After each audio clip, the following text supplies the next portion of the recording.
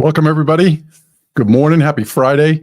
This workshop is probably one of my favorites. I do this a number of times for a lot of the organizations that I work with in bits and pieces. So I've kind of combined a couple different workshops, one around mindset.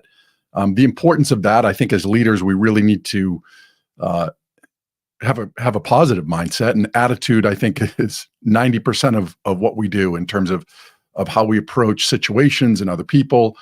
Around behaviors, but also I want to talk about some of the behaviors, some of the things that trip us up as leaders. And as you know, or hopefully if you've followed any of the other things that I put out there, I really do try and support everything that we talk about through research. And I jokingly will say that I think a lot of the times it's using research to validate common sense. So that's really what we're going to talk about today. But before we start that, I did want to shift here for a minute. Let me make this larger so you can see it. Couple different things. If you don't know that much about me, I have a company called Emory Leadership Group. I wrote a book that was published back in June of 2022 called The Leadership Bridge, which is all about how to engage your employees and drive organizational excellence. And the focus, or the initial focus on that book, is really about how do you develop yourself first? It's about building bridges, either with other people or with self, but we can't build a very good bridge with somebody else if we haven't built it with ourselves first. And I go through and talk a lot about some strategies, things that we can do to build better bridges with ourselves and learn to lead from the inside out. I have a podcast that I've run since 2018 that I will interview different individuals in terms of books that they've written, or just people that I've found to be interesting in their own fields and perspectives, and trying to help help other people develop as leaders, because as leaders, or the best leaders, I would say, leaders are learners. We're all learners. And then you can see here in the center here, I've got three different sort of captions. These are three different newsletters that I've started, really around the three different focuses of my business. And one is called The Complete Leader, right? How to elevate your impact. The next is What Great Teams Do, a weekly newsletter for, as I say, winners. And then the last is the personal development, which is around rise above your best. And specifically, if you've noticed, right, the your is in caps, because a lot of the work that I do with individuals, especially around coaching, is we get caught up using other people's yardsticks to measure our own success. So each one of those newsletters, what I try and do is take one piece of research and distill it down, and then put it in concepts that people can then go out and use, whether it's developing as a leader, helping develop your team, or developing as an individual in whatever field that you're in, athletics, music, theater, just personal life, whatever that is.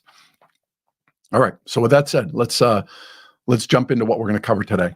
We're going to talk about mindset and why it matters, and I'll mention one researcher I think that is pretty well known in this space, and then we'll talk about a study that's called the NASA study, and it's based on divergent versus convergent thinking. And then lastly, as I mentioned, we'll talk about some biases, leadership traps that we run into. So first, right, growth versus fixed mindset. It's something that we've probably heard. Carol Dweck is probably the best known in this space in terms of this idea of creating the understanding of a fixed versus a growth mindset. And it really is just how it sounds. I mean, a growth mindset is very much about looking at opportunities, where a fixed is very much about there is a finite either number of solutions or only one solution, or I look at it and say, there is no solution to this. One of the ways that I've sort of translated this in my own work and really in my own life as well, is that I look at resources versus resourcefulness. And what I mean by that is that we're always going to lack a resource. I'm not tall enough. I don't have the right education. I'm at the wrong company. I don't have enough money.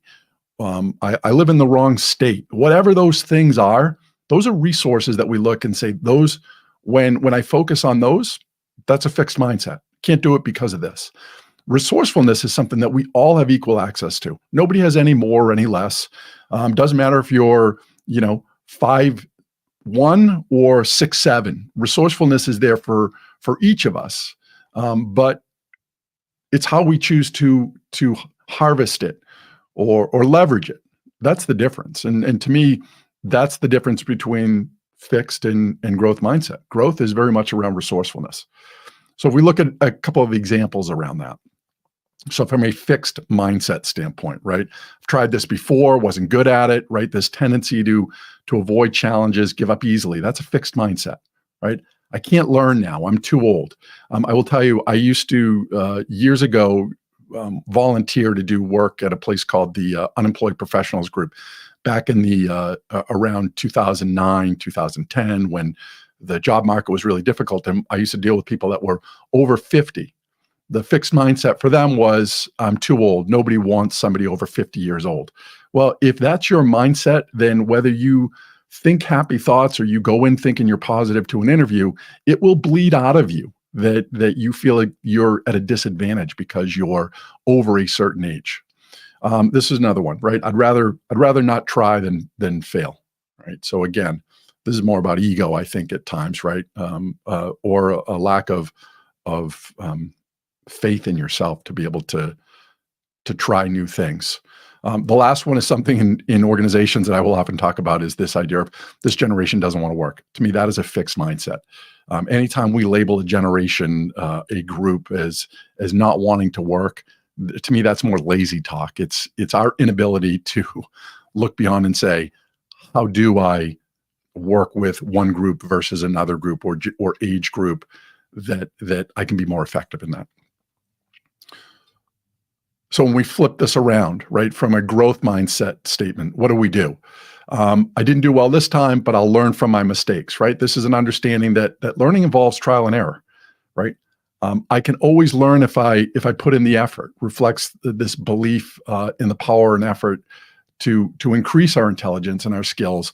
And then the last one, right? Feedback can improve my where I am, my performance, or how I am as a leader. Those are sort of growth mindset approaches to this when we're trying to look at what is the benefit of this.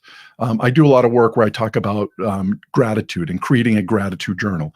And when we do that, I will often challenge people to say, try being grateful for the challenges that you're faced with, the difficulties, because when you can look at those as a benefit, that's growth mindset. You're training yourself to say, yeah, it's a challenge, but I'm going to grow from this. There's something that I will get out of this that's going to make me better. If I'm looking for it, that's what'll happen.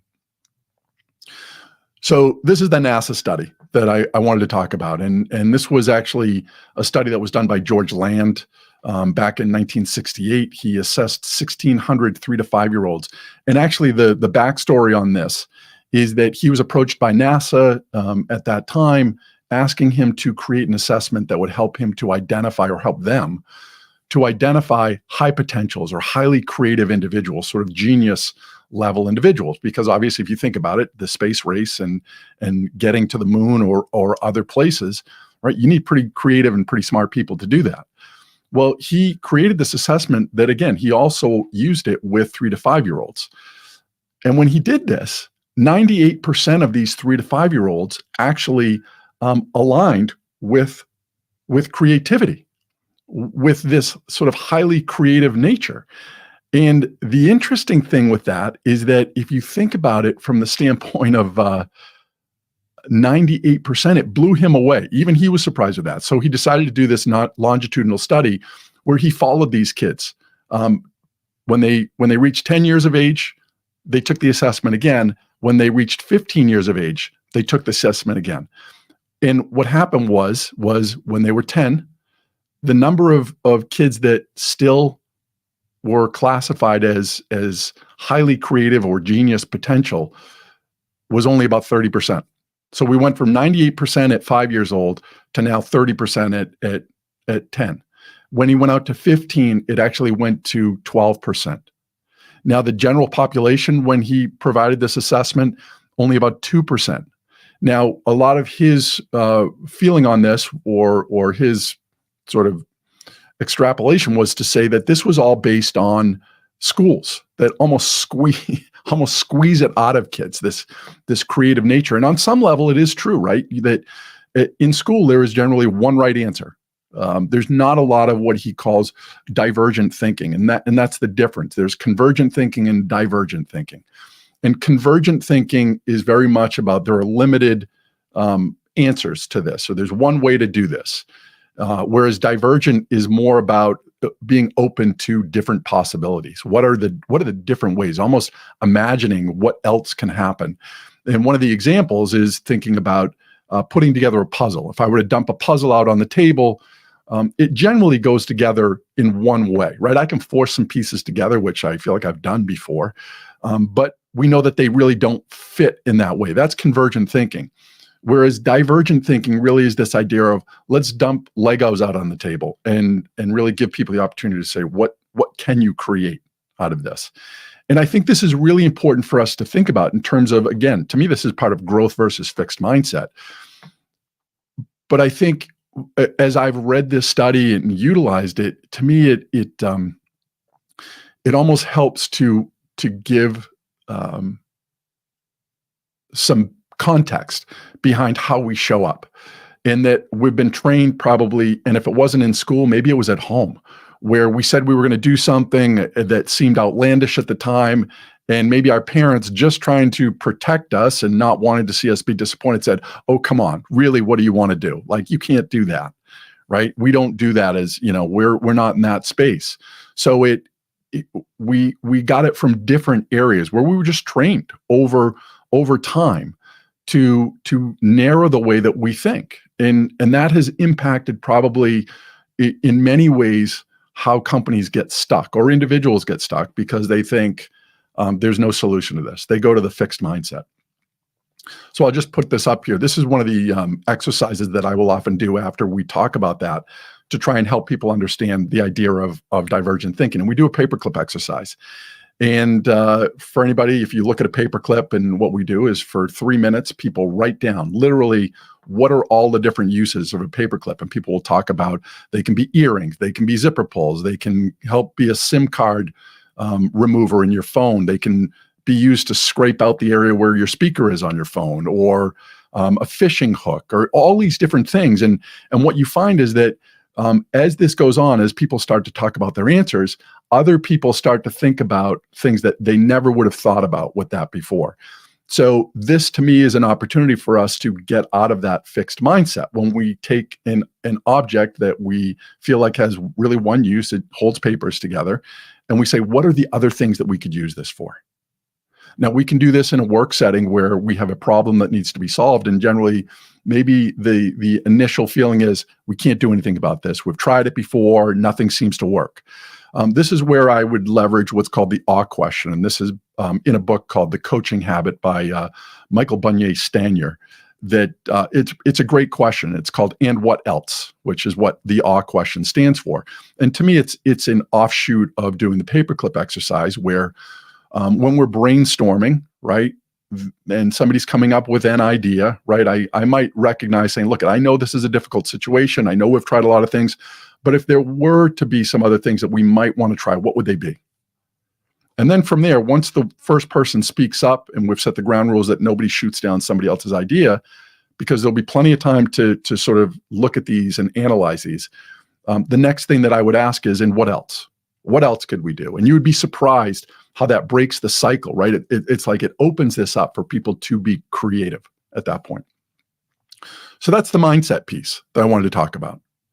So now, what are our leadership traps? And I apologize, as this thing translates over to StreamYard, some of the slides obviously don't seem to want to line up. But here are a couple things that I wanted to talk about. One is set up to fail syndrome.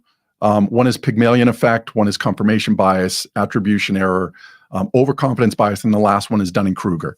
And I'll speak to these quickly. But again, I think these are all important for us to recognize as leaders. We can fall into these traps. So the first one is this idea of set up to fail syndrome, a phenomenon that was set up, organizational behavior where managers and employees fall into a pattern that results in certain individuals really being set up to fail in their roles. This is an article, if you were to Google it, if you were to Google set up to fail syndrome, you'll find it in Harvard Business Review. But what is it, right? So set up to fail syndrome, I call it living down to an expectation. So it starts out with what we would call an initial performance dip. Somebody sort of starts underperforming. Well, as a manager, maybe I take a more critical look at that person. and I start to follow them more. Or maybe I take responsibilities away from them because I feel like they're not up to the task of doing those. Maybe I start micromanaging them.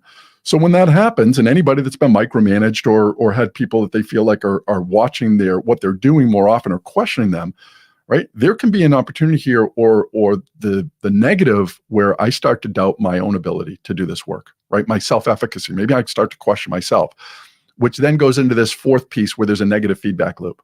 And there's a lot of data on this that shows when we put people in stressful situations that they haven't prepared for, even rudimentary tasks, they don't do as well, right? So we know that we're creating this negative feedback loop where I put somebody in a stressful situation because they feel like they're being monitored more. They make more mistakes that are uncharacteristic, which then turns into number 5, where we actually have this sort of self-fulfilling prophecy or this catch-22 where the manager certainly feels as though they're onto something, like this person is not a good performer. And the person that is, the underperformer starts to do these things even more. With the next thing that happens is either the person leaves, they're put on a plan, they're fired. It's never a positive outcome. I will tell you, I've been on both sides of this. I feel like I've done this to somebody, and I certainly have had this done to me, where in the situation that I was in, I actually got put on the first performance improvement plan I'd ever been put on in my life. And that in and of itself threw me because it wasn't even something that I expected. And it was based on a year-end review. So it sort of came out of nowhere for me, but it did impact my performance. I started to question some of the things that I was doing because of that. All because of this sort of self-fulfilling prophecy. So the next is what we call the Pygmalion effect. The other piece of this is what's called the Golem effect. So Pygmalion is about this idea that and it's based on this sculptor that created a sculpture that was so lifelike and fell in love with it so much that it actually became real. This is a study that's been done and replicated hundreds of times, but one of the ones that was first used was in high school kids. And what the high school kids, what happened is that these kids were put into 3 different categories based on these fake assessments that were given to the teachers that were going to teach them that semester. And the kids were rated as either high potential, low potential, or potential unknown. Now, the high school kids didn't know that this rating was done on them, but the teachers knew. Well, at the end of the semester, the high potential, rated as high potential, did the best. Low potential seemed to do the worst, and the other ones that were unknown seemed to sort of be scattered around.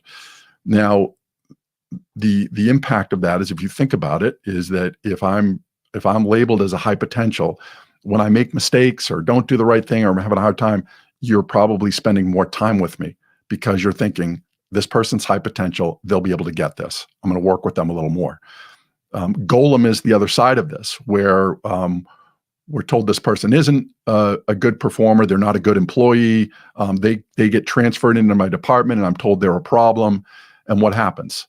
I also start to sort of look for the things that demonstrate that this person is a problem. And lo and behold, I find those things, because this kind of leads into the next one that we would talk about, which is around confirmation bias. So one of the things that I do in here is what's called the person perception exercise. And what this exercise is an exercise where I explain to people, I give them a one sheet with these personal descriptions in it. So I say, you're going to meet with somebody in a little bit. You don't know who this person is, but you've asked me, can you give me a little bit of information behind this person? So I give you a description as this person's intelligent, they're skillful, they're industrious. And then one group is told this person's warm. The other group is told this person's cold. They read these on a list. So from that, right, from that list, which is all the same except for one half of the room has the warm and the other half has cold, then what I do is I ask them to choose, right? They have to imagine they're going to be meeting this person. And based on the description of the words that's in this rectangular box is how it's set up, which do you think this person is more likely to be? Are they more likely to be generous or not generous? Are they more likely to be dishonest or honest? And there are about 10 more questions that are on this, or pairings. And it's funny, as you see people, because I will ask people who chose what at the end, and nobody knows what group they had.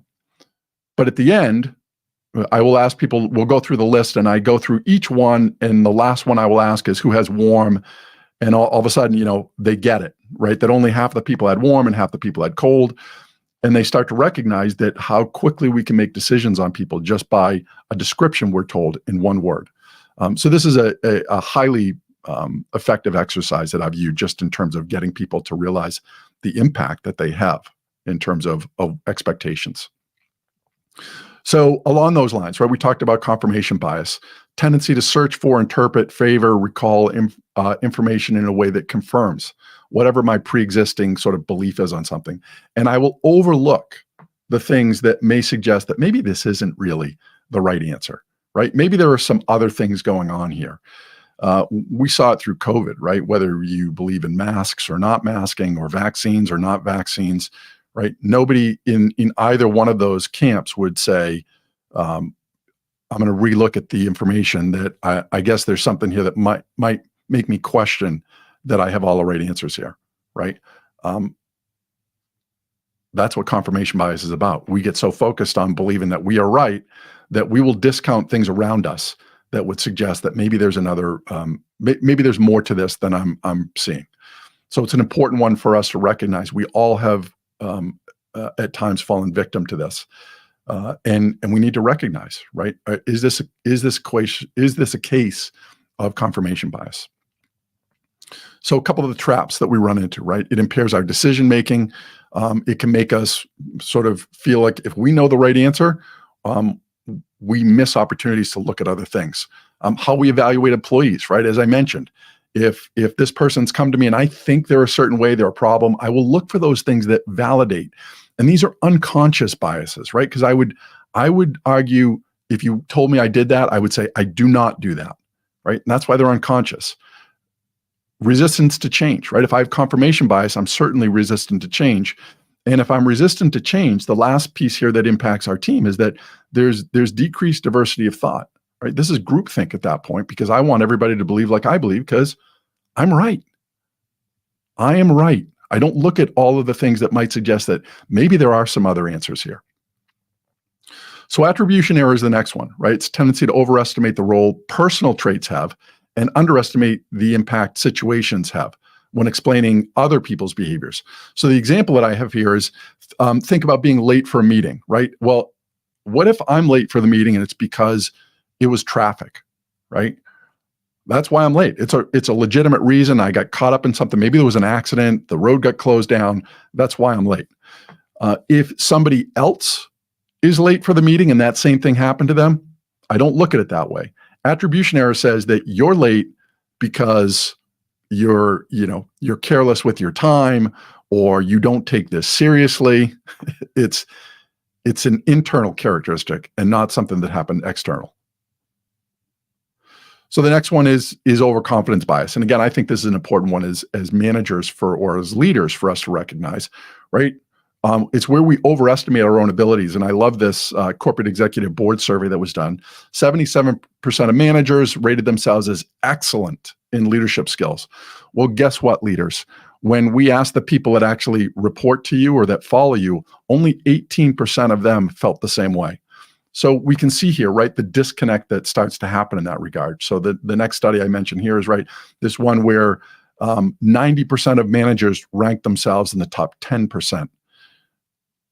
Well, you don't need to be a math major to recognize that 90% of people cannot be in the top 10% of this situation if it needs to sort of fall out that way, right? So this is a lack of awareness. When we talk about it in terms of emotional intelligence and work that I would do in that space, it's not being aware of ourselves, which again leads to, right, poor decision making, also a breakdown in team trust potentially when that happens, our overconfidence bias. 360s are a great way to help us to understand or see our blind spots.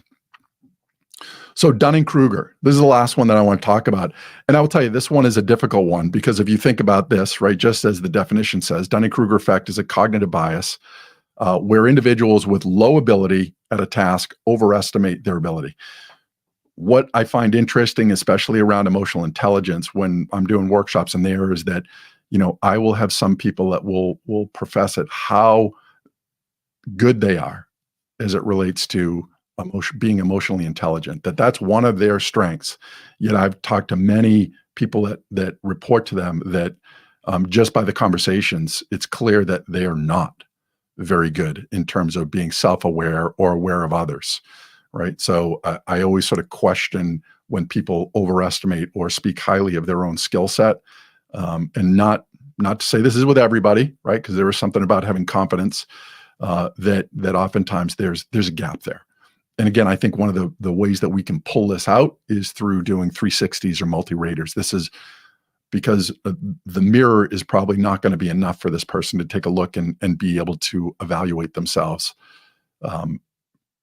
effectively, because it's an unconscious bias. This would take a lot of work ahead of time for somebody to say, maybe I am overestimating my ability, or maybe an event happens that will trigger that something goes completely wrong, and they finally are at that point where they're willing to sort of self-reflect on where they are versus where they need to be. So how does this show up, right? Overconfidence in decision-making, right? We overestimate our knowledge and abilities. That's going to impact our team.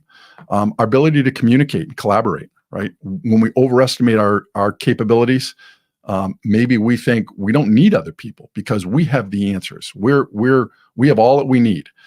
It impacts our professional development. I will tell you, I see this in different organizations that I've worked with, whether it's senior individuals or people that have been through a workshop before, and by default they think, I got this. I don't need any more work in this area. Where really, as I mentioned in regards to the podcast that I run, leaders are learners, right?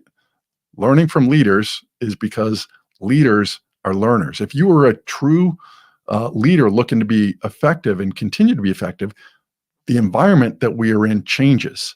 And understanding human nature and continuing to draw into that's how we become the most effective as leaders. But that requires continuing to develop. We never get to that point, or we should never feel like we're at that point where we've got it. We got it figured out. So performance assessment, another one, right? Where I sort of overestimate how good I think I am. I give myself more credit for successes, but what do I do for the failures? Put that out on other people. So that's kind of the attribution error as well, right? When it's the successful stuff, if I'm Dunning-Kruger, I'm like, yep, it's all me, thanks, I did a great job. And when it's not that way, when things don't go that well, I'm looking for, well, I did my part, but other people didn't do theirs, right? And the last part here is this leadership perception, right? Manager consistently overestimates their abilities while underestimating others. It creates resentment, team negativity, right? It diminishes trust in that situation. So that's the final one. Again, as I would see them as traps. There are other ones. There are lots of unconscious biases. These are the ones that I see the most. And I think when we start to understand these, or just in general, we start to recognize that we have unconscious biases. It gives us an opportunity to take a step back and evaluate our own effectiveness as leaders. What do we need to learn from?